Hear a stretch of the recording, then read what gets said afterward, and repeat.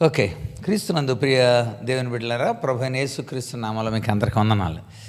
ఈ యొక్క ఆదివారం కూడా మనము లేఖనాల్లో నుండి మానసికమైన కోణంలో అనేకమైన విషయాల్ని మనం చర్చించుకుంటూ వస్తున్నాం. చాలా ప్రముఖమైన విషయాల్ని మనము ధ్యానించుకుంటూ వచ్చాం గత 3 సంవత్సరాల నుండి కూడా వరుసగా. అందులో భాగంగానే మనం ఈ యొక్క లేఖన సత్యాల్ని మానసికమైన కోణంలో 4 ప్రధానమైన అంశాలతో మనము ప్రారంభించాం. అందులో ప్రధానంగా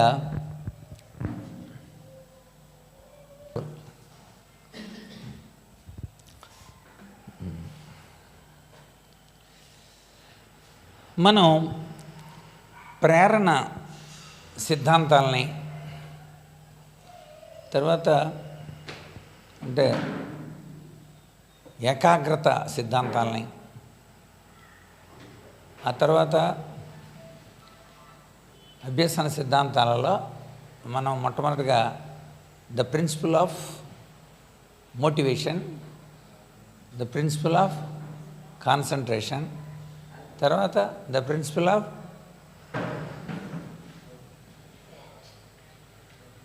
మోటివేషను, కాన్సన్ట్రేషన్, తర్వాత ఏంటంటే గైడెన్స్ అండ్ కౌన్సిలింగ్. అభ్యసనం ద్వారా మనం నేర్చుకుంటాం. చివరిది ద ప్రిన్సిపల్ ఆఫ్ రిజల్ట్, ఫలితాలు. వాటిల్లో ఉన్నాం మనం ప్రస్తుతం. కనుక ప్రేరణా సిద్ధాంతం, ప్రేరణా నియమం, ఏకాగ్రతా నియమం,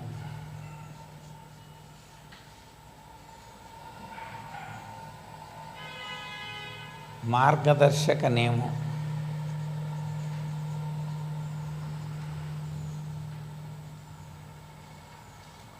ఫలిత నియమం.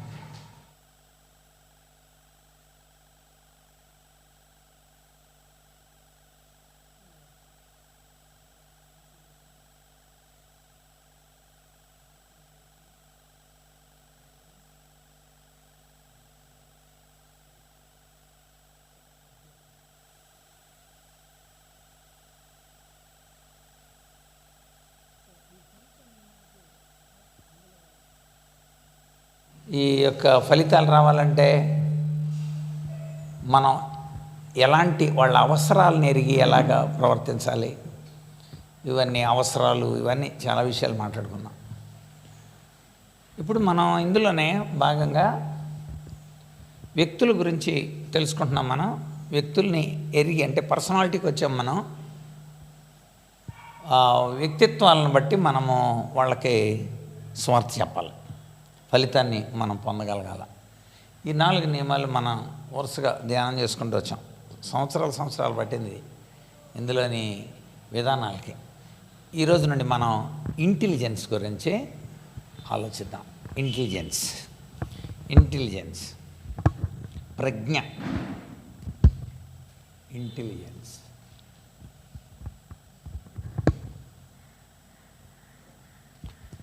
సో దాని యొక్క వివరాలు మనం తెలుసుకుందాం.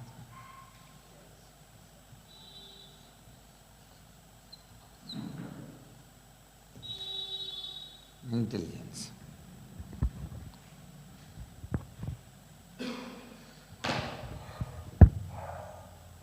ఇది చాలా మనకి ఎక్కువ టైం పడుతుందండి. దీని గురించి కూడా మనం ఖచ్చితంగా తెలుసుకోవాలి.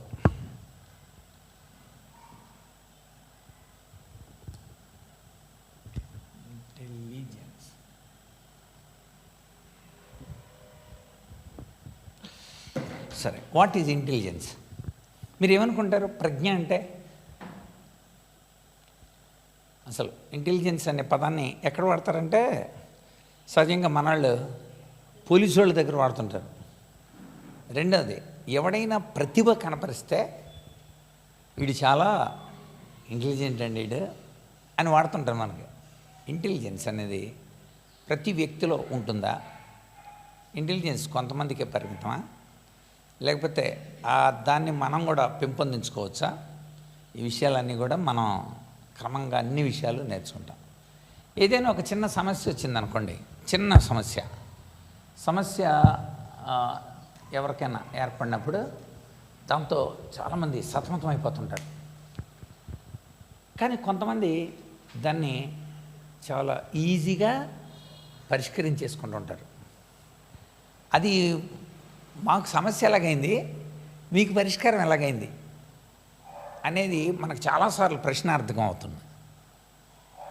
అది వారి యొక్క ప్రజ్ఞ మీద ఆధారపడి ఉంటుంది. ఇంటెలిజెన్స్ అని తెలుగులో ప్రజ్ఞ అంటారు. ఆ పదం గుర్తుంచుకోండి.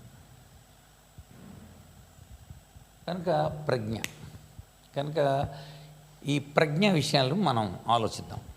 అంటే సులభంగా వాళ్ళ సమస్యని ఎలా పరిష్కరించుకోగలిగారంటే వాళ్ళ యొక్క ఆలోచన విధానం, వాళ్ళు దాన్ని వినియోగించిన విధానం, వాళ్ళల్లోని సృజనాత్మకత, వాళ్ళలో పరిష్కార పద్ధతులు, వాళ్ళు దాని గురించిన భావోద్వేగ విషయాలు, వీటన్నిటి మీద ఆధారపడి ఉంటుంది అని మనకు తెలుస్తుంది కదా.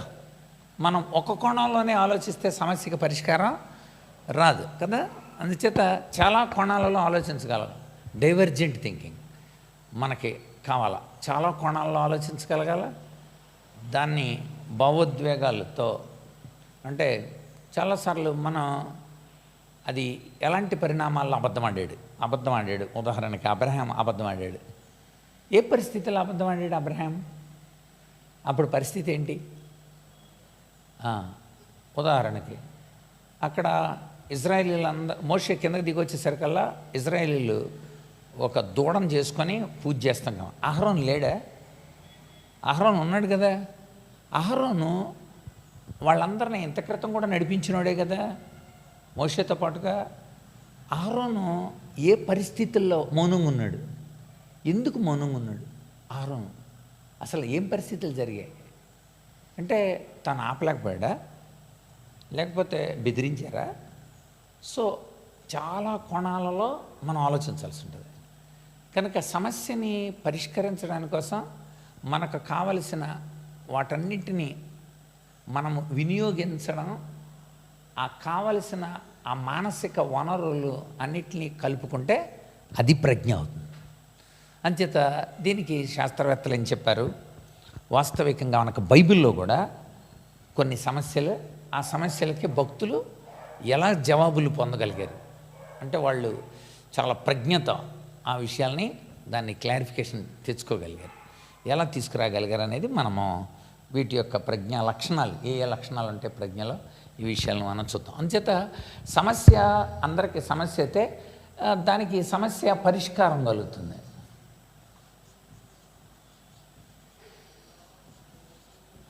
సమస్య పరిష్కారం వచ్చిందంటే అర్థం ఏంటనమాట, వాళ్ళు ప్రజ్ఞ కలిగి ఉన్నారనమాట. కనుక మానవుని యొక్క సామర్థ్యాల్లో వ్యత్యాసాలు ఉంటాయి. జాగ్రత్తగా గమనించండి. ప్రతి మానవుని సామర్థ్యాల్లో వ్యత్యాసాలు ఉంటాయి. నా సామర్థ్యం, రాజుగారి సామర్థ్యం, లేకపోతే యోహాన్ సామర్థ్యం, లేకపోతే చిన్ని సామర్థ్యం, అలా సామర్థ్యాలన్నీ ఒకటి కాదు కదా. సామర్థ్యాల్లో ప్రతి ఒక్కరు కూడా వ్యత్యాసం కాదు, ఇండివిజువల్ డిఫరెన్సెస్ అంటారు వాటిని. వీటిని సైకాలజీలో వైయక్తిక భేదాలు.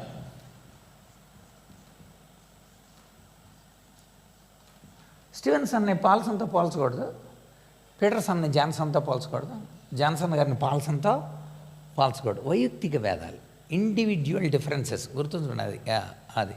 అయితే ఈ వ్యత్యాసాలను బట్టి ప్రతిభావంతుల, సాధారణమైన వ్యక్తుల, లేకపోతే సగటు కలిగి ఉన్నారా అనేది నిర్ణయించబడుతుంది వ్యత్యాసాలను బట్టి.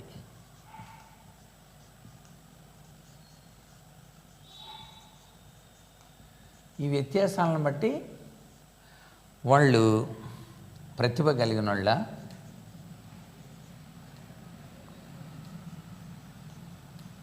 సాధారణమైన వాళ్ళ, వ్యత్యాసాలను బట్టి మనం నిర్ణయిస్తాం. సో స్కూల్లోకి వెళ్ళారనుకోండి, స్కూల్లో కూడా బాగా చదవగలిగిన వాళ్ళు తక్కువ మంది ఉంటారు, బాగా చదవలేని వాళ్ళు తక్కువ మంది ఉంటారు, మధ్య రకం చదివేవాళ్ళు ఎక్కువ మంది ఉంటారు. అందుకే స్కూల్ యొక్క ర్యాక్ ఎలా ఉంటుంది అంటారు, బెల్ షేప్లో అదే ఉంటారు. సో బాగా చదవగలిగిన వాళ్ళు తక్కువ మంది ఉంటారు, బాగా చదవలేని వాళ్ళు కూడా తక్కువ మంది ఉంటారు. అలాగండి సామర్థ్యాలను బట్టి, అంటే వ్యక్తిలోని వ్యత్యాసాలను బట్టి ప్రతిభావంతుల, లేకపోతే సాధారణమైన వాళ్ళ, లేకపోతే సగటు వ్యక్తుల అనేది వ్యత్యాసాలను బట్టి ఉంటుంది. వాళ్ళలోని సామర్థ్యాలను బట్టి, అవి పుట్టుకతో నుండి వచ్చే సహజ సామర్థ్యాలు. సహజ సామర్థ్యాలు ఆ పదం కూడా గుర్తుంచుకోవాలి మీరు, సహజ సామర్థ్యాలు. ఇక్కడ నోట్ చేద్దాం.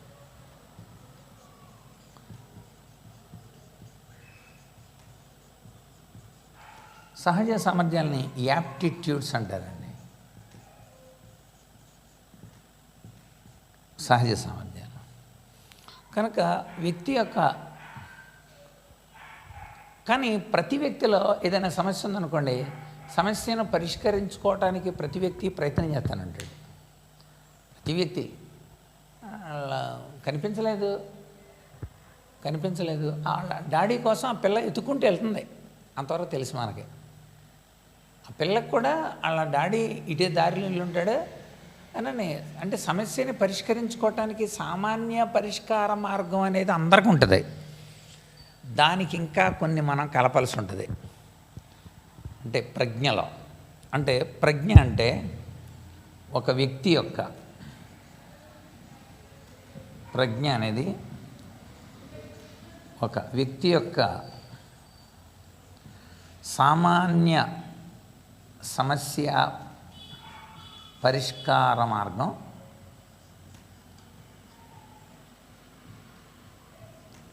మంటలంటుకున్నాయి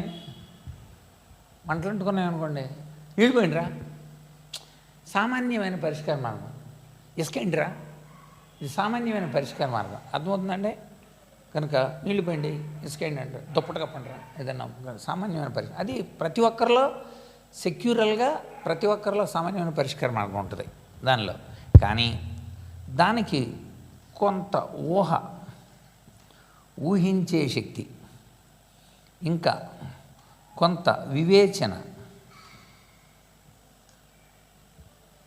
సో కొంత వివేచన, అంతేకాకుండా కొంత స్మృతి, మెమరీ. కనుక ఇటుకలు ఎందుకు అన్నాడు అనుకోండి, ఇటుకలు ఎందుకు అని అంటే ఇల్లు కట్టడానికి అంటే సామాన్యంగా చెప్తాడు కదా. ఎవడు అంటున్నాడు కరాటేలో వాడతారండి ఇటుకలు, ఇటుకలు పగలగొట్టడానికి కోసం కరాటే ఆడాడు. ఇంకోటి అంటాడు డోర్ స్టాపర్గా వాడతారండి ఇటుకని అన్నాడు. డోర్ వెళ్ళిపోతుంటే డోర్ స్టాపర్గా వాడతారని మనం అలా వెళ్ళంగా అంతవరకు ఆలోచించాం. ఇటుకన్న వెంటనే మనకే సాధారణ అదనమాట సృజనాత్మకమైన విషయాలు కూడా జోడించి ప్రజ్ఞ ఆధారపడి ఉంటుంది. అందుచేత వాళ్ళ యొక్క స్మృతి అంటే మెమరీ అని అర్థం. అంటే కొత్త పదాల్లో ఏదన్నా ఇంగ్లీష్ ఈ పక్కన రాసుకుంటే ఈజీగా అర్థం అవుతుంది మనకి. అదేంటో మరి తెలుగు పదాలే మనకు సహజంగా అర్థం కాదు సైకలాజికల్ టెర్మినాలజీలో. స్మృతి అనేది మెమరీ మీద ఆధారపడి ఉంటుంది, వాళ్ళ యొక్క ఇంటలెక్ట్ మీద ఆధారపడి ఉంటుంది, వాళ్ళ యొక్క ఇమేజ్ మీద ఆధారపడి ఉంటుంది, వాళ్ళ యొక్క ప్రాబ్లమ్ సాల్వింగ్ పరిస్థితులను బట్టి ఆధారపడి ఉంటుందని శాస్త్రవేత్తలు భావించారు. కొంతమంది శాస్త్రవేత్తలు ఏమని చెప్పారో ఒక 3 నిర్వచనాలు మనం రాద్దాం. ఒక నిర్వచనం, ప్రజ్ఞ అంటే క్రొత్త పరిస్థితుల్లో సమస్యలకు సర్దుబాటు చేసుకోవడం,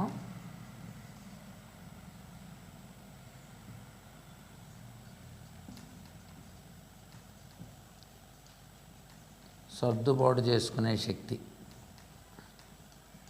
అని సాధారణమైన నిర్వచనాలు ఇచ్చారు కొంతమంది. కానీ ఆ తర్వాత నిజమైన స్టెర్న్ అని ఒక మంచి శాస్త్రవేత్త స్టెర్న్,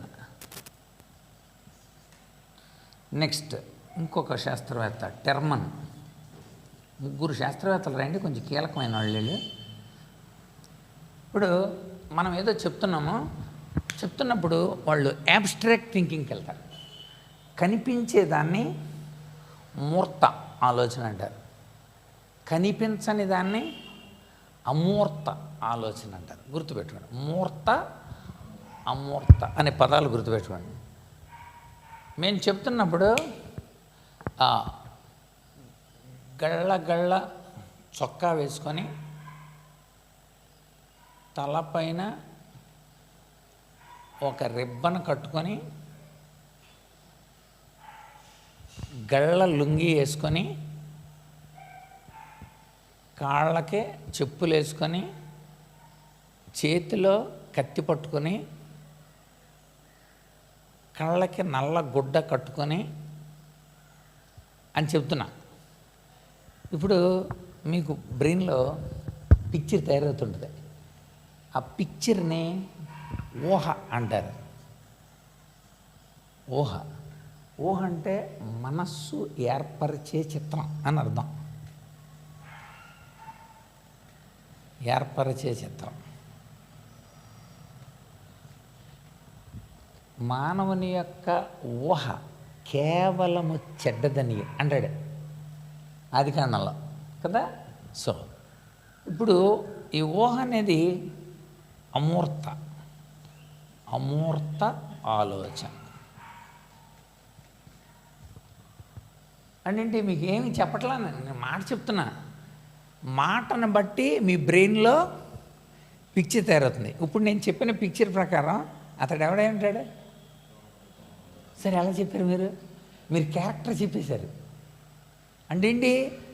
వాడు ఆలోచిస్తున్నాడు, ఓకే ఏదో ఉంది, తలకేదో గుడ్డ కట్టుకొని ఉన్నాడు, తాడు బన్నీనే గళ్ళ బన్నీని అన్నారు, మళ్ళీ లుంగి అన్నారు, చేతిలోని కత్తి అన్నారు. సో ఒక ఇమేజ్ అనమాట, ఒక ఇమేజ్ని మన బ్రెయిన్ ఫామ్ చేసుకుంటుంది అక్కడ. సో ఈ అమూర్త ఆలోచన గుర్తుపెట్టుకోండి. అంటే ఈ టర్మ్ అని చెప్పేటప్పుడు ప్రజ్ఞ అంటే ఏంటి అని చెప్పాడంటే, టర్మ్ అని చెప్పింది అమూర్త ఆలోచన శక్తి. అక్కడ లేకపోయినా అమూర్త ఆలోచన శక్తిని మనం ఇంటెలిజెన్స్ అనాలి. అది ప్రజ్ఞ అంటే. అక్కడ లేకపోయినా గెస్ చేస్తారు. అలాగా గెస్ చేసి ఎక్కువగా అనమాట. ఇటు వెళ్ళుండొచ్చు, ఇక్కడ పాప ఇక్కడ చిక్కుబడి ఉండొచ్చు, ఇక్కడ వరకు వచ్చి కుక్క తిరిగి వెళ్ళింది, లేకపోతే ఇక్కడ పెడితే ఏం కనిపించలేదు. చూసారా, అన్నీ నేను అమూర్త ఆలోచనలు. అంటే గెస్, ఊహించి అది అమూర్త ఆలోచన. కనుక అమూర్త ఆలోచన యొక్క శక్తిని ఇంటెలిజెన్స్ అనాలి అన్నాడు. ఇంకొక ఆయన కొంచెం స్టోడార్ట్ అని కొంచెం ఇంకా కొంచెం వివరణ ఇచ్చాడు. స్టోడార్ట్ ఇది కొంచెం ఇంకా వివరణలోకి బాగా ఇచ్చిందనమాట. ఏంటంటే కష్టతరమైన,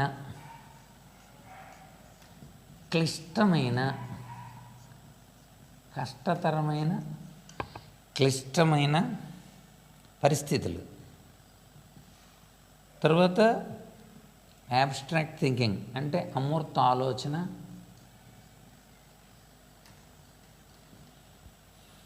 తర్వాత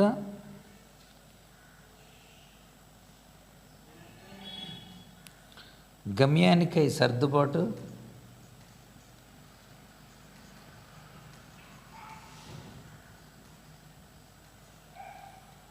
కొన్ని సాంఘిక విలువలు, ఇవన్నీ కలిగి ఉంటే 100. తర్వాత సృజనాత్మకత అంటే భిన్నంగా ఆలోచించడం, సృజనాత్మకత అంటే. తర్వాత ఇలాంటి సామర్థ్యాల శక్తి ప్రజ్ఞ అన్నాడు. అది ఇతరులకు అది కష్టతరమే, ఇతరులకు అది క్లిష్టతరమే. అయినా దాన్ని బ్రేక్ చేయగలిగిన, దాన్ని సాధించగలిగిన అమూర్త ఆలోచన, దాని గమ్యం కోసం కావలసిన సర్దుబాటు, దానికి కొన్ని విలువలు, దానిలో సృజనాత్మకత, ఇవన్నీ ఇది కొంచెం స్టాండర్డ్ చెప్పింది, ప్రపంచ ఆమోదయోగ్యంగా అనిపించింది. ఆ తర్వాత సైకాలజిస్టులు బాగా పరిణతి చెందిన తర్వాత ప్రజ్ఞ యొక్క లక్షణాలు ఎలా ఉంటాయి, వేటి మీద ఆధారపడి ఉంటుందని కాంక్రీట్గా చెప్పేశారు. వాటిలోకి వద్దాం అప్పుడు మనం. సో ప్రజ్ఞ అనేది ఒక కొత్త పరిస్థితుల్ని మనం సర్దుబాటు చేసుకోవాల్సి వచ్చింది. సమస్యని పరిష్కరించుకోవాల్సి వచ్చింది. దానికోసం మనం అడ్జస్ట్ చేయాల్సి వచ్చింది. అంతేకాకుండా దానికి ఎలా ఉంటే బాగుంటుందని మనం మార్పు చేసుకున్నాం. సమస్యను పరిష్కరించుకోవటానికి కోసం ఇంకొక కోణంలో ఆలోచించాం. అంటే అందరూ ఆలోచించే క్లిష్టమైన మనం వాటిని బ్రేక్ చేయడం. ఇప్పుడు దానియేలు, హనన్య, మిషాయేలు, అజర్యాలు బబులోనికి తీసుకెళ్ళారు. బబులోని తీసుకెళ్తే అక్కడ తిండి వేరు, వీళ్ళ తిండి వేరు. అక్కడ ఆహార పదార్థాలే కాకుండా అక్కడ తాగే పదార్థాలు వేరు, ఈ వాళ్ళ యొక్క తాగే వేరు, ఇలాంటి పానీయాలు వేరు, ఇలాంటి చాలా తేడా ఉంది. ఇప్పుడు అక్కడ మనం రాజీ పడాలా, సర్దుబాటు అవ్వాలా అనేది వాళ్ళ పర్సనాలిటీ మీద ఆధారపడి ఉంటుంది. వాళ్ళ యొక్క పర్సనాలిటీ అక్కడే వాళ్ళు విజయులుగా నిలబడగలిగారు. సో ఆ ఆలోచన చూసారా, అది చాలా కష్టతరమైన విషయం. ఎందుకంటే తమ సిద్ధాంతానికి యూదులు మందు తాగరు. ఉదాహరణకి దేవుని పిల్లలు మందు తాగరు, అక్కడ మందు తాగుతున్నారు. దేవుని పిల్లలు ఆ రోజుల్లో యూదులు అపవిత్రమైన వాటిని తినరు, అక్కడ తింటున్నారు. ఇప్పుడు దానికి తాను సర్దుబాటు చేసుకుని గమ్యాని కోసం సర్దుబాటు చేసుకోవాలా, ఎలా సర్దుబాటు చేసుకోవాలి? కనుక అక్కడ ఒక చాలా క్లిష్టమైన పరిస్థితి, ఒక కష్టతరమైన పరిస్థితి. రాజుగారు చెప్పాడు. ఇంకా కొంచెం ముందుకెళ్ళిన తర్వాత రాజుగారు చెప్పాడు నమస్కరించమని. రాజుగారు చెప్పారు నెల రోజుల దాకా ఎవరికి మొక్కకూడదని. ఇవన్నీ చాలా అలాంటి పరిస్థితుల్లో కూడా వాళ్ళు ఒక సృజనాత్మకంగా ఆలోచించి ఒక గమ్యాన్ని చేరడం కోసం వాళ్ళు చేసిన ప్రయత్నాలు, ఒక సాంఘిక విలువల్ని వాళ్ళు కాపాడుకున్న విషయాలు, ఇవన్నీ కూడా వాళ్ళ ఇంటెలిజెన్స్. మనము కేస్ స్టడీలు బాగా చేస్తాం. ఇది తెలిసిన తర్వాత, లక్షణాలు తెలిసిన తర్వాత ఒక కేసు తీసుకొని యోసేపు ఎలాగ ఇంటెలిజెంట్గా ఉన్నాడు, దానియేలు యొక్క ఇంటెలిజెన్స్ ఏంటి, నెహెమ్యా యొక్క ఇంటెలిజెన్స్ ఏంటి, ఎజ్రా యొక్క ఇంటెలిజెన్స్ ఏంటి, వాళ్ళు అసలు ఏ రీతిగా అలాగా. ఎందుకంటే చాలా ప్రాబ్లమ్స్ వాళ్ళకి. ఉదాహరణ నెహెమ్యా తీసుకుంటే అన్ని ప్రాబ్లమ్సే కదండి. 9 అధ్యాయాల వరకు కూడా వరుసగా అన్ని ప్రాబ్లమ్సే, గోడ కట్టేంత వరకు కూడా. మరి అన్ని ప్రాబ్లమ్స్లో కూడా వాళ్ళు ఎలా వెళ్ళగలిగారు?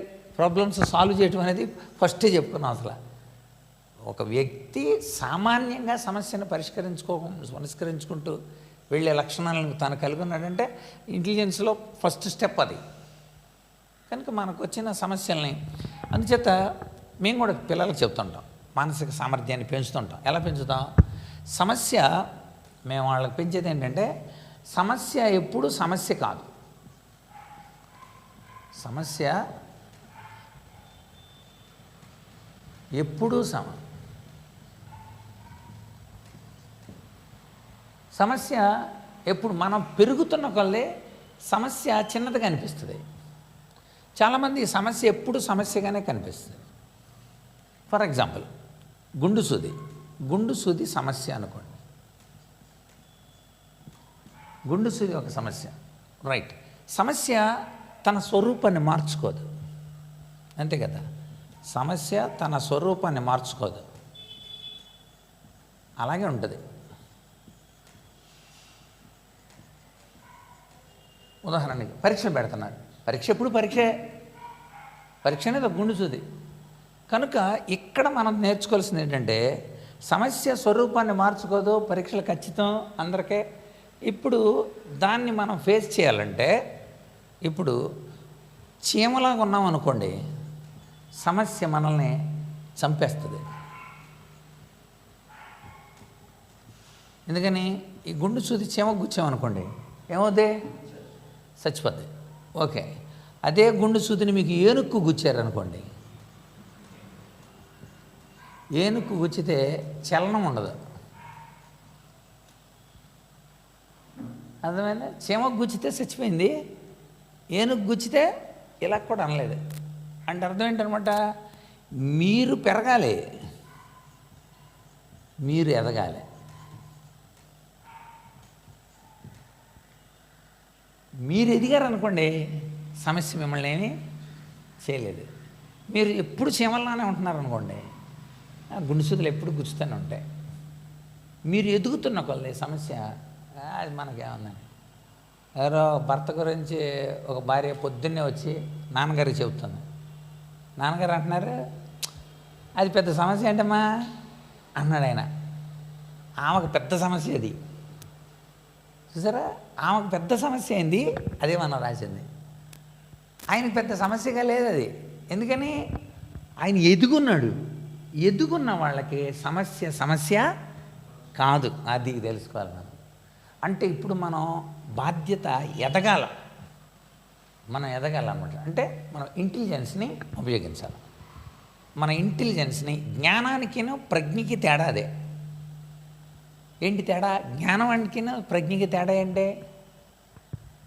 జ్ఞానం అంటే కలిగి ఉండడం, ప్రజ్ఞ అనేది వినియోగించడం. జ్ఞానం లెక్క అది అందరికీ సూపర్ జ్ఞానం ఉంటుంది, కానీ ఏం చేయట్లేదు వాళ్ళు, వినియోగించట్లా. ఆ వినియోగించే తీరును చూసారా, ఆ వినియోగించే తీరులో ఈ ప్రజ్ఞ ఎలా ఉపయోగపడుతుందో మనం ఇప్పుడు లక్షణాలు చూద్దాం. రైట్, ప్రజ్ఞా లక్షణాలు.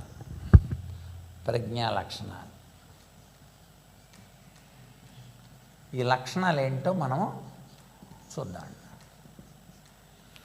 ఎందుకంటే చాలామంది ఒక ఉదాహరణ తీసుకుని కూడా ఉంది. నెక్స్ట్ మొట్టమొదటిది ప్రజ్ఞ ఏ లక్షణాలు ఉంటాయి? సెల్ఫ్ అవేర్నెస్ ఉంటుందండి ముందు. సెల్ఫ్ అవేర్నెస్, స్వీయ అవగాహన. స్వీయ అవగాహన అంటే ఏంటి? నా బలహీనతలు ఏంటి, నా బలాలు ఏంటి అనేది తాను ఎరుగుంటాడు. పరీక్ష రాయాలాడు. నిజమైన ఇంటెలిజెన్స్, ప్రజ్ఞ ఏం చెప్తుందంటే, నువ్వు చదవలేదు, ఇది అది అందులో చదవంది వచ్చింది, ఇప్పుడు వెరీ గుడ్, ఇది ఎన్ని వచ్చినాయి, మిగిలినట్లు ఎక్కడన్నా ఉందా, మల్టిపుల్ చాయిస్లో ఏమైనా కొట్టుకుపోతుందా, ఇలాగా. సో కొన్ని చాయిస్ వస్తాయి కదా, ఆ చాయిస్లో మనం చదవని ఏదైనా పోయిందా, మిగిలినట్లు ఎలా రాయాలి, అలా ఆలోచిస్తూ ఉంటాడు. అంటే తన బలాలు, తన బలహీనతల్ని ఎరిగి ఉండటం అనేది ఇంటెలిజెన్స్లో ఒక భాగం. అది ముందు నోట్ చేసుకోవాలి. సెల్ఫ్ అవేర్నెస్ అంటే అది రాసుకోవాలి. Know your strength and know your weaknesses. నీ బలాలు, నీ బలహీనతలు. బలం, బలహీనత ఎరిగి ఉండాలి. ఇంకా రెండోది ఎమోషన్ రెగ్యులేషన్. భావోద్వేగాలు అదుపులో ఉండగలగాల. ఎమోషనల్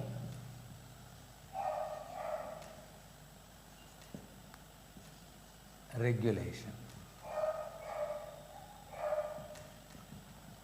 భావోద్వేగ అదుపు లేక నియంత్రణ అని రాసుకుంటాం. భావోద్వేగ నియంత్రణ. కోపం, భయం, నిరాశ, ఇవన్నీ భావోద్వేగాలు. కోపం, భయం, నిరాశ, ఇలాంటివన్నీ కూడా ఆందోళన. సో వీటన్నిటిని కూడా నియంత్రణ ఉంచగలగాల. నియంత్రణ లేదనుకోండి, వాడు ఇంటెలిజెన్స్ అంటే ప్రజ్ఞాపరంగా తను బలహీనవుతున్నాడని అర్థం. అప్పుడు హైపోథీసిస్ దెబ్బతింటుంది. నువ్వు ఎమోషనల్లో ఉన్నావు అనుకోండి, కోపంతో ఉన్నావు అనుకోండి, ఆలోచించలే. కోపంతో సీరియస్గా తాళం ఎక్కడుంది, తాళం అంటుంటే టైం అయిపోతుంది అక్కడ, తాళం అంటే ఎక్కడ వస్తుందిలే ఎమోషనల్లో. అందుకే భార్య అంటుంది, తాళం పెట్టింది మీరే కదండి అంటుంది. ఇంకా అప్పుడు నేనేం చేయాలి? తాళం అంటే ఈ మేళం ఇంతే. అసలు కనీసం వాళ్ళు వంటే తప్ప నా తాళాలు చూడరు. తాళాలు పెట్టింది మీరే కదండి, ఎక్కడ పెట్టారండి మీరు? తాళాలు ఎక్కడ పెడతారు? ఎప్పుడు ఎక్కడ పెడతారు కదా. ఇప్పుడు ఆ ఎమోషనల్లో మెమరీ బ్లాక్ అవుతుంది. మీ తొందర ఈ యొక్క భావోద్రేకమైన టెన్షన్లో మన భాషలో ఏవి జ్ఞాపకం రావు. అప్పుడు మళ్ళీ నేనే ఆలోచించి, ఇక్కడ లేదు, నిన్న బండి తీసింది నేనే, బండి వేసుకెళ్ళింది నేనే. సో రాత్రి ఏ ప్యాంట్ వేసుకున్నాను, ప్యాంట్లోనే ఉన్నాయి అంతకే, ప్యాంట్ వేసేసుకొని జేబులో అందరూ పెట్టుకొని తాళం తీసాను. ఇప్పుడు అర్థమైందా? అంటే మనం స్థిమితంగా కూర్చొని ఆలోచించిన వెంటనే మళ్ళీ మెమరీ ఓపెన్ అయింది. అంచేత భావోద్వేగాలతో ఉన్నవాళ్ళు ప్రజ్ఞ కోల్పోతాడు. అంచేత మనం ఏదైనా విషయాల్ని ఆలోచించేటప్పుడు భావోద్వేగ నియంత్రణ మనకు అవసరం ఉంటుంది. మూడవది సింపతి ఆర్ ఎంపతి. ఎంపతికి సింపతికి తేడా ఉండలేదు. ఎంపతి కలిగి ఉండాలి. సింపతి అంటే సానుభూతి, ఎంపతి అంటే సహాయక చర్య, అంతే. సింపతి, ఎంపతి దాని అర్థం చూడండి ఒకసారి మాస్టర్. ఇతరుల్ని అర్థం చేసుకోవటానికి చేసే ప్రయత్నం.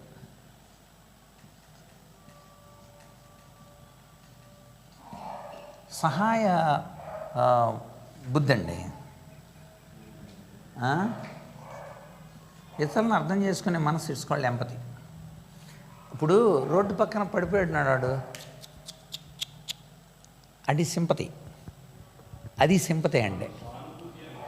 సానుభూతి అనే పదం ఉంటుంది కానీ రియల్గా సింపతికి, సింపతి అంటే సానుభూతి, కరెక్ట్ వర్డ్. ఎంపతి అంటే సో సహాయపడే మనసు ఎంపతి. కనుక చాలాసార్లు ఎక్కువ మంది సింపతి చూపెడతారు, కానీ ఇప్పుడు చూచి వెళ్ళిపోయాను, ఎవరు, లేవీడు యాజకుడు, చూచి వెళ్ళిపోయాను, దట్ ఈజ్ సింపతి. కానీ ఎంపతి అంటే మంచి సమరేడు, తదాత్మీకరణ. Yes, wonderful. తదాత్మీకరణ,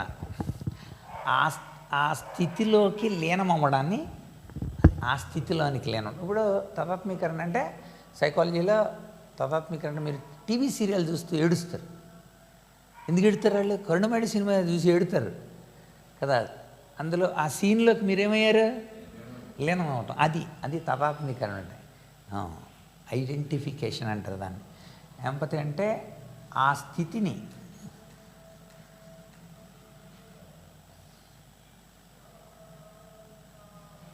అర్థం చేసుకోవటం, లేకపోతే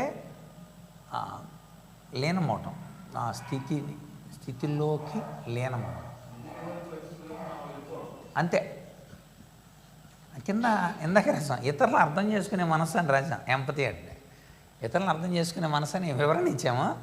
బట్ దాన్ని ఆ సైకాలజీ టర్మ్ రాసుకోండి, తదాత్మీకరణ. తదాత్మీకరణ,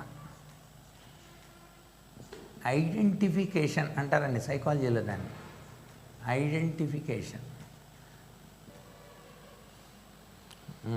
సో ఎంపతి ఉంటుంది, అది గుర్తుపెట్టుకోండి ఖచ్చితంగా. అంటే వాళ్ళకి మనం సహాయం చేయాలనే మనసు ఇంటెలిజెన్స్లో ఉంటుంది. కొంతమంది రూయిడ్ ఉంటారు, మనకెందుకులా అంటారు, అంటే వాళ్ళు తమకున్న ఆ ఇంటెలిజెన్స్ పవర్ను వినియోగించలేదని అర్థం. ప్రతి ఒక్కరికి ఉంటుంది అనమాట దాన్ని. నెక్స్ట్ 4వది జడ్జిమెంట్, గుడ్ జడ్జిమెంట్, న్యాయం, మంచి న్యాయ తీర్పు ఉంటుంది, మంచి న్యాయం చేయగలుగుతారు. నెక్స్ట్ 5వది హ్యుమానిటీ,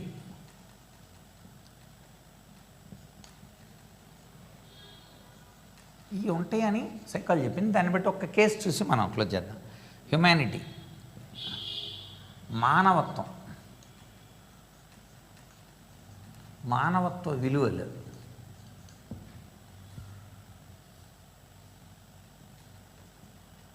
ఇవి ఉంటాయండి ప్రజ్ఞలో. కనుక నాకు ఇంటెలిజెన్స్ ఉంది కదా అని దాన్ని దుర్వినియోగం చేసేవాళ్ళు, మానవత్వ విలువలు లేకుండా చేసేవాళ్ళు కూడా చాలామంది ఉంటారు. ఇప్పుడు మనం ఒక కేసు చూద్దాం. అంటే ప్రజ్ఞకు ఈ లక్షణాలు ఉంటాయని మానసిక శాస్త్రం చెబుతుంది. స్వీయ అవగాహన, వాడి బలాలు తెలుసుకుంటారు. ఎమోషనల్ రెగ్యులేషన్ ఉంటుంది, భావోద్వేగాలు నియంత్రణ ఉంటుంది, అంటే కోపం, భయం, నిరాశ, ఆందోళన.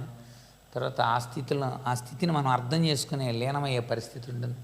మంచి న్యాయం ఉంటుంది, మానవత్వపు విలువలు కూడా ఇంటెలిజెన్స్లో ఉంటాయి.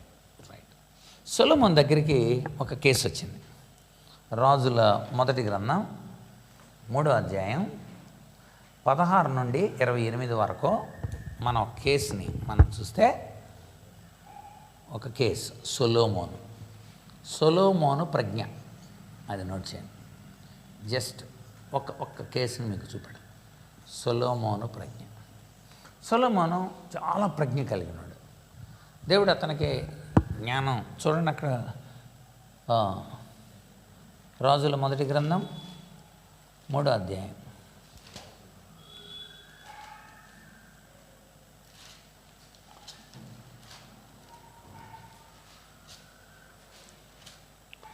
సొలొమోను అసలు 4వ అధ్యాయంలో ఒకసారి చూడండి, ముందు మనం చూద్దాం.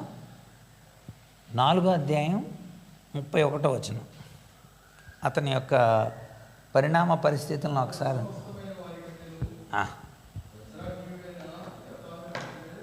29 నుండి చూడండి. దేవుడు సొలొమోనుకి, చూడండి ఒకసారి సొలొమోనుకి ఏమేమి ఇచ్చాడో చూడండి ఒకసారి. చూడండి ఒకసారి. జ్ఞానము నోట్ చేయండి ముందు. జ్ఞానము, బుద్ధి, అది అక్కడ మనం వివేచన అన్నాం కనుక చెప్పాడు అక్కడ. ఊహ, వివేచన, స్మృతి. వర్ణింప శక్యము కాని వివేచన, శక్యం కాని వివేచన. నెక్స్ట్ ఇంకా కిందకి రండి.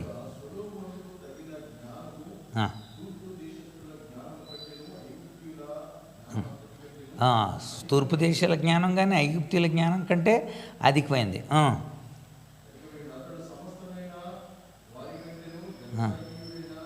యాతాను కంటేనే మహోల కుమారులైన హేమాను, కల్కోలు.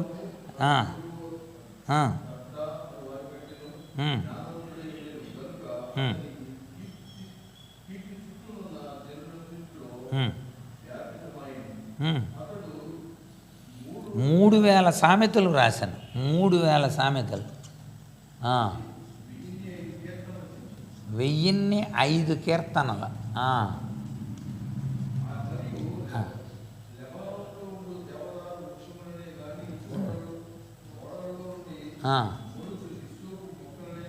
బోటనీ రాశాడు. చెట్లన్నిటి గురించి రాశాను, బోటనీ రాశాడు. నెక్స్ట్ అంటే జువాలజీ రాశాడు. జువాలజీ, జంతువులు, జువాలజీ ఎంత రాశాడు. చూసారా ఎంత అద్భుతమైన జ్ఞానం. ఇప్పుడు ఆ జ్ఞానం ఎలా వినియోగపడిందనేది మనకు 3 అధ్యాయాలు. అక్కడ మనకు కలిగిన సంఘటన ఏంటో చూడండి. 3వ అధ్యాయం 16 మనకు తెలుసు కదండి. అందులో 2 స్త్రీలు. మీకు ఆ స్టోరీ తెలుసు కదా. 2 స్త్రీలు అతన్నాడు అక్కడ. నిజమైన తల్లి, మాతృత్వం కలిగిన తల్లి, నిజంగా కన్న తల్లి తెలిసిపోద్దుడు. అందుకోసం ఒకటే మాట అన్నాడు, కత్తి తీసుకురండి. మీరేంటి ఒక బిడ్డ గురించి కదా మీరు ఇబ్బంది పడుతున్నారు, బతికున్న బిడ్డ గురించి మీ బాధ కదా. అలా అయితే పని చేద్దాం, ఈ బతికున్న బిడ్డని ఇద్దరికి పంచిచ్చేద్దాం. అందరూ ఆశ్చర్యపోతున్నారు ఏంటని. కత్తి తీసుకురండి అన్న. కత్తి తీసుకున్నారు, బిడ్డను తీసుకున్నాడు. వెంటనే కన్నతల్లి ఎలా ఉంది, అయ్యా నా బిడ్డ అది రియల్గా, కానీ మీరు ఇలాగ చేయటం బాగాలేదు, దాని దగ్గర ఉంచండి. పోనీలే అక్కడ పెరిగినా చూసారా కరెక్ట్ ఎమోషనల్ ఇంటెలిజెన్స్, భావోద్వేగాల ద్వారా కనుక్కున్నాడు. అంటే ఇక్కడ ఎంత అద్భుతంగా. So emotional intelligence. రెండోది హ్యూమన్ బిహేవియర్ని అండర్స్టాండ్ చేసుకున్నాడు. హ్యూమన్ బిహేవియర్ని అండర్స్టాండ్ చేసుకోండి. ఆ తల్లి యొక్క మనస్సులోకి వెళ్ళిపోయాడు. నిజంగా కన్న తల్లికి, 9 మాసాలు మోసిన తల్లికి ఉండే బాధ ఏంటో, అందుకని ఆ స్థితిలోకి వెళ్ళాడు. వెళ్ళి రైట్ ఆమె బాధ అర్థమవుతుంది. కానీ రెండోది ఏముంటుంది, చేసేయండి ముక్కలు చేసేసి చెరుకు ముక్క ఇవ్వండి అంటుంది ఇంకొక అమ్మాయి. ఎందుకంటే ఆడ బిడ్డ చచ్చిపోయింది కనుక దీని బిడ్డ కూడా చచ్చిపోవాలనుకోరు. అందుచేత రెండోది, ఒకటి ఎమోషనల్ ఇంటెలిజెన్స్ వాడాడు. రెండోది హ్యూమన్ బిహేవియర్ అండర్స్టాండింగ్.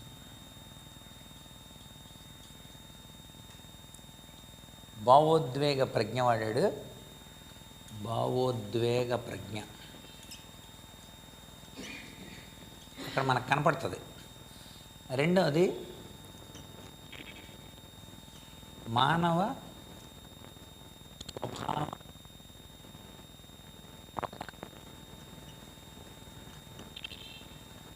స్వభావాన్ని. మూడవది జడ్జిమెంట్, ఏ గుడ్ జడ్జిమెంట్. మానవత్వపు విలువలు కనబడిన అందులో న్యాయం కనబడింది. తర్వాత తాను ఆమెలో ఫీల్ అయ్యి తెలుసుకోవటానికి నిజానికి ఒక జడ్జిగా మాట్లాడాడు. కత్తి తీసుకురాను అన్నాడు. నిజానికి రాజు ఆ బిడ్డను చంపడానికేనా? కాదు, ఈ మానవత్వ విలువలు బయటికి రావడానికి కోసం. కనుక ఒక రాజుగా ఎమోషనల్ పెట్టుకోండి, ఏ రాసినట్టు తప్పు. So emotional regulations. కనుక భావోద్వేగ నియంత్రణ. సో భావోద్వేగ నియంత్రణ వాళ్ళలో చూడగలిగాడు, వాళ్ళ బిహేవియర్ చూడగలిగాడు. మూడోది వైజ్ జడ్జిమెంట్.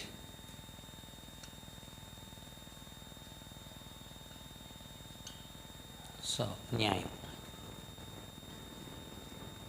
మంచి న్యాయాన్ని తినగలిగాడు.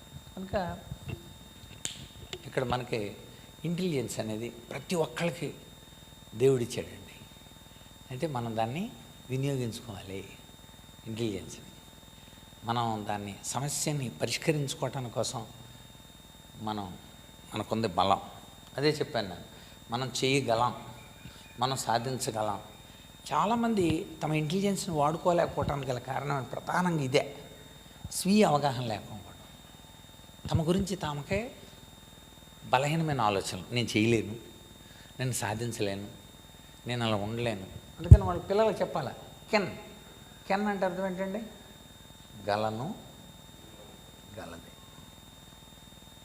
I can do, I can write, I can read, I can remember, I can అని చెప్పేయగలగాల. సో సాధించగలం మనము. మన బలం, మన బలహీనత. నిజానికి మన బలం ప్రతి చోట దేవుని బలమే.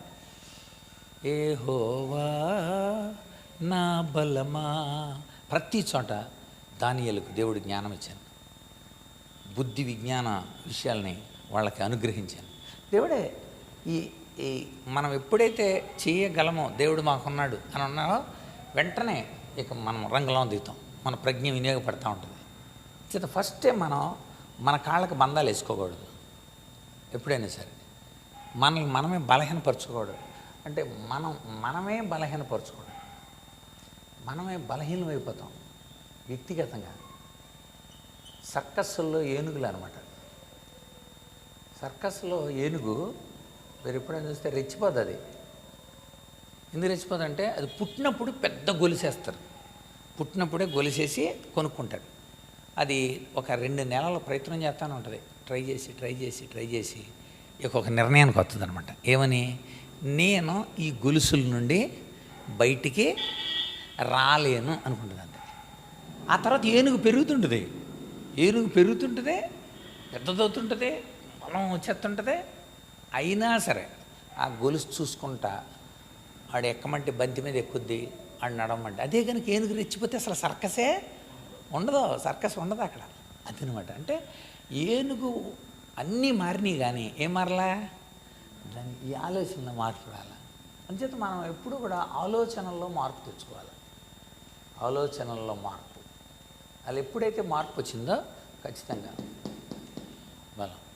అబ్దుల్ కలాం చెప్పాడు, నీకు రెక్కలు ఉన్నాయన్న ఆలోచన నీకు ఉంటే నువ్వు నేల మీద పాకవు, పైకి ఎగురుతావు అన్నాడు. అంతే కదా, మనకు రెక్కలు ఉన్నాయి అనేది మనకు తెలియలేదు. ఇంకా రెక్కలు ఉన్నాయి మనకు దేవుడు అలాంటి సామర్థ్యం ఇచ్చాడు, అలాంటి బుద్ధి జ్ఞాన అన్నీ ఇచ్చాడు దేవుడు. వాటిని మనం వినియోగించుకోకుండా కప్పిపుచ్చుకొని పుస్తకాలు చదవం, నోట్ చేసుకోము, బైబిల్ చదవం, అట్లా నోట్ చేసుకోము, దాన్ని అసలు స్టడీ చేయం. అందులో ఉన్న జ్ఞానాన్ని ఎప్పటికప్పుడు ప్రతిరోజు మీరు చేస్తే అసలు బైబిల్ని వదిలిపెట్టలేరు అనమాట. అంత జ్ఞానాన్ని ప్రతిరోజు పొందుతూనే ఉంటాము. దానికి రిలేటెడ్ ఏదో ఒక బుక్, దానికి సంబంధమైన ఏదో ఒక బుక్. నెలకి 2 పుస్తకాలు పూర్తి చేయాలని పెట్టుకున్నాను నేనైతే. 2వ పుస్తకం అయిపోద్దిక. సో చదవాలి, దానికి సంబంధించిన పుస్తకాలు అలా చదవాలి. ఇది తయారైన తర్వాత మేము చేయబోయేది అది కూడా ఒకటి ఉంది, బుక్ అనాలిసిస్ అనమాట. ఒక పుస్తకం మీద సమీక్ష చేస్తాం అన్నమాట. ఆ పుస్తకం మొత్తాన్ని ఆ రోజంతట్లో అన్ని చాప్టర్లు ఆ పుస్తకం మొత్తాన్ని పూర్తి చేస్తాం అన్నమాట. అలా నెలకు ఒక పుస్తకాన్ని పూర్తి చేయాలి. ఆ పుస్తక పఠనాన్ని పెంచాలి, బైబిల్ పఠనాన్ని పెంచాలి. దానికి కారణం ఏంటంటే మన ఆలోచనలు మార్పు రావాలి, ఖచ్చితంగా మార్పు రావాలి. అందుకని మనం చెప్తాం ఇంపాసిబుల్, ఒకసారి రాసుకోండి, ఇంపాసిబుల్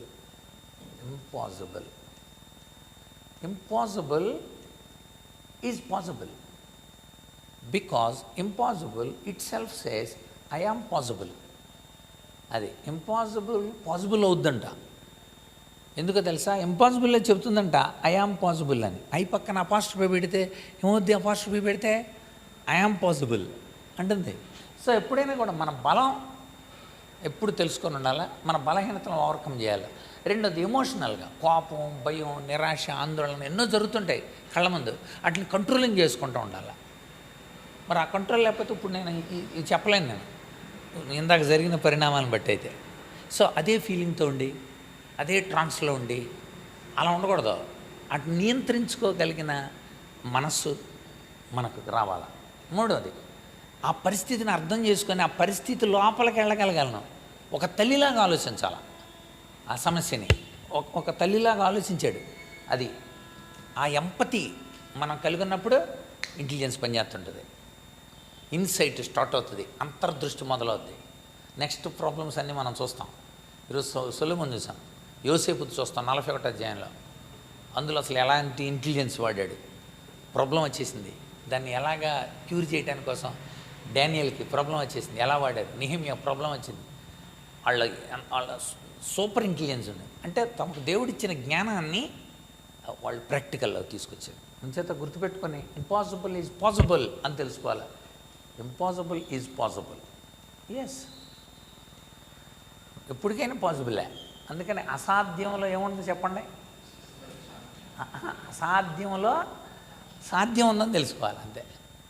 అసాధ్యంలో సాధ్యం ఉంది, అది మనం ఎరుగుండాల్సింది. సో మనం అలా చేద్దాం, వాడదాం, మన బుర్రను వాడదాం. మీరు ఎంతగా బుర్రకు పదును పెడితే క్షీణం, ఎంత పదును పెడితే బిబ్లికల్గా. వియర్స్బీ సిరీస్ వచ్చేసింది, వియర్స్బీ సిరీస్ ఎస్తేర్ వరకు వచ్చేసింది. అది నేను తెప్పించాను, ఇందాక చూపించాను, మీకు చూపిస్తాను, ఖచ్చితంగా తెప్పించుకోవాలి. మీరు 1500 రూపాయలే. ప్రతి వచనానికి బైబిల్ నాలెడ్జ్ బ్యాంక్ ఎలాగో, కామెంటరీ ఎలాగో, ఈ కామెంటరీ కూడా అలాగే ఎస్తేర్ వరకు వచ్చింది. సో ఎందుకు చూస్తున్నాం? ఎందుకు చూస్తున్నాం అంటే చాలా అనేక విషయాలు దేవుడు బయలుపరుస్తుంటాడు.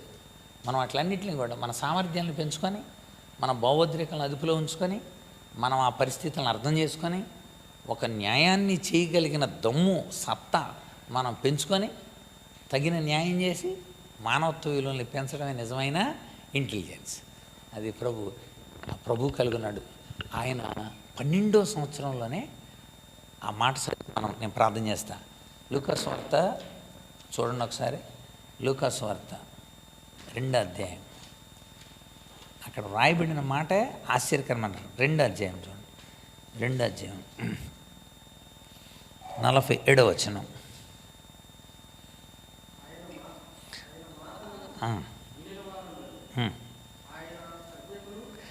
ఆయన మాటలు విన్నవాళ్ళు ఆయన ప్రజ్ఞకి, అది ఎవరు ప్రజ్ఞ అనే పదం వాడారు చూసారు, ఎంత బాగా వాడారో. యేసయ్య కలిగి ఉన్న ఆ ఇంటెలిజెన్స్కి ఆశ్చర్యపోయాడు ఆయన. ఏంటి, 12 సంవత్సరాలు కుర్రాడు, 7వ తరగతి చదువుతున్నాడు, నిలబెట్టి మాట్లాడుతుంటే ఎంత బలం ఉంది ఆయనకి. అసలు ఆయన వాళ్ళతో మాట్లాడుతూ బెరుకు లేకుండా, భయం లేకుండా ఎలా మాట్లాడగలుగుతున్నాడు? ఎమోషనల్ రెగ్యులేషన్ ఉంది దానిలో. ఆయన వాళ్ళలో కలిసి ధర్మశాస్త్ర సంబంధమైన విషయాలు, బోధ సంబంధించిన విషయాలు అవన్నీ మాట్లాడటం, ఆయన ఇది అది అని చెప్పటం, ఆయన వాళ్ళలో కలిసిపోయి మాట్లాడటం, విధేయతలతో ఆయన ఉండటం, ఆయన ఇంటెలిజెన్స్కి అందరం విస్మయం పొందారు. ఇంకా యేసుప్రభు, అది నోట్ చేసుకోండి, ప్రజ్ఞా లక్షణాలు. పక్కన ఒక ఉదాహరణ యేసయ్య, యేసుక్రీస్తు రెఫరెన్స్ రాయండి. లూకా 1:2 47 రైట్. సో మనం కూడా వినియోగిద్దాం, ప్రభువులో బలపరచబడదాం. ఈ కృప పరిశుద్ధాత్మ మనకందరికీ అనుగ్రహించును గాక. ఆమేన్. ప్రార్థన చేసుకుందామండి. సో వచ్చే వారం మనం దైవ భక్తుల యొక్క కేస్ స్టడీగా రెండు కేసుల్ని మనం చూద్దాం. అలా తద్వారా మనం కూడా ఇలా చేయొచ్చు సేవలో అనే విషయాల్ని మనం తెలుసుకుందాం. రైట్, ప్రార్థన చేసుకుందామా? తమ్ముడు యోహాన్ ప్రార్థన చేయం. అలెగ్జాండర్ గారి గురించి కూడా ప్రార్థన చేయండి. త్వరలో కోలుకొని రావడం. ప్రార్థన. మహాదేవ, మహోన్నతుడ, సర్వాధికారి, సర్వశక్తిమంతుడా, నీ పరిశుద్ధ నామానికి స్తుతులు స్తోత్రం. ప్రభువా, ఇప్పటివరకు నీ దాసుని నిలబెట్టి నా ప్రభువా ఇగో తండ్రి, ఇంటెలిజెన్స్ని గురించినటువంటి నా ప్రభువా ఇగో తండ్రి, నాయన మంచి సందేశాన్ని మీరు మాకు అందించినందుకు వందనములు. నాయన నీ సేవకుని ఎంతో బలముగా వాడుకుంటున్నారు నాయన అనేక ప్రాంతాల్లో నా ప్రభు ఇగో తండ్రి, నీకు మహిమకరంగా నా ప్రభు ఇగో తండ్రి నీ సేవకుని బలంగా వాడుకుంటున్నందుకు వందనములు. కూడి వచ్చిన ప్రతి ఒక్క పెట్టిని జ్ఞాపకం ఉంచుకోండి నాయన.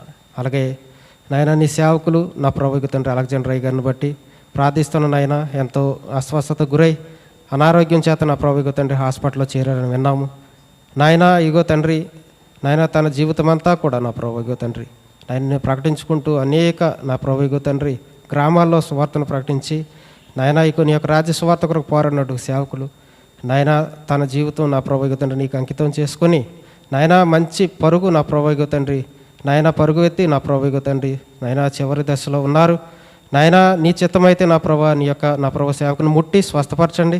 ఏదేమైనప్పటికీ నీ కృపా కాపుదల నా ప్రభు ఇగో తండ్రి ఆయన మీద ఉంచమని బ్రతిమాలుకుంటున్నాం. ఇంతవరకు నా ప్రభా ఇగో తండ్రి మా మధ్య మీరు ఉన్నారని నాయన మేము నమ్ముచున్నాం. నాయన నీ యొక్క లేఖనాల పరిశోధనలో మీరు ఉన్నారని మేము నమ్ముచున్నాం. నాయన ఈ విని విడిచిపెట్టకుండా నాయన ఈ లేఖనాలను అనుసరించి నాయన అనేక మందికి నా ప్రభు మేము ప్రకటించేటువంటి నా ప్రభు కృపను దయను మాకు దయచేయమని మా ప్రభును ప్రియ రక్షకుడైన యేసుక్రీస్తు నామమున బ్రతిమాలు వేడుకొంచున్నాం తండ్రి. ఆమేన్. మన తండ్రి అయిన దేవుని ప్రేమ, కుమారుడైన యేసుక్రీస్తు కృప, పరిశుద్ధాత్మేందుల అన్యోన్య సహవాసం చేరిన మనకందరికీ, లోకంలో ఆయన కోసం ఎదురు చూస్తున్న బిడ్డలందరికీ, దేవుని ద్వారా ప్రజ్ఞను పొంది దేవుని ద్వారా నడిపింపబడుతున్న ఆయన దాసులందరికీ మనకు సదాకాలము తోడేండి నడిపించునుగాక. ఆమేన్. అందరికి వందనాలండి. Thank you. God bless you.